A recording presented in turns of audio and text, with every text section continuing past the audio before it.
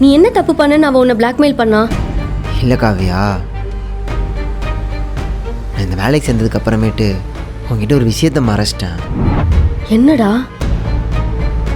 குரு, சொல்லுடா, என்ன மறைச்ச? ஏய் இரு, நீ என்னென்னமோ யோசிப்ப போலையே. நீ யோசிக்கிற அளவுக்குலாம் ஒன்றும் இல்லை. இந்த வேலை வேணும்னா வண்டி வேணும்ட்டாங்க. என்கிட்டே அது வண்டி உனக்கு தான் தெரியும்ல. அதான் மேனேஜ்மெண்ட்டுக்கே தெரியாமல் நான் ஒரு வண்டி ஓட்டிக்கிட்டு இருந்தேன். நான் அந்த வண்டியில் டெலிவரி பண்ணுறது என் ஃப்ரெண்டு ஸ்ரீராம, அவருக்கு தெரியும். இவ இன்னைக்கு தான் வந்தாளா, இவளுக்கு தெரியாமல் பார்த்துக்கலான்னு பார்த்தேன், கண்டுபிடிச்சிட்டா. என்ன வண்டி?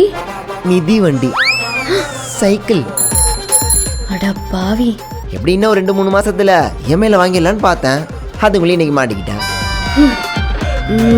சரி ஓகே, என் வண்டி யூஸ் பண்ணதுக்கப்புறம் நான் கேப்பு இல்லை ஆட்டோவில் போய்க்கிறேன். ஏய் காவியா, அதெல்லாம் எதுவும் வேணாம்.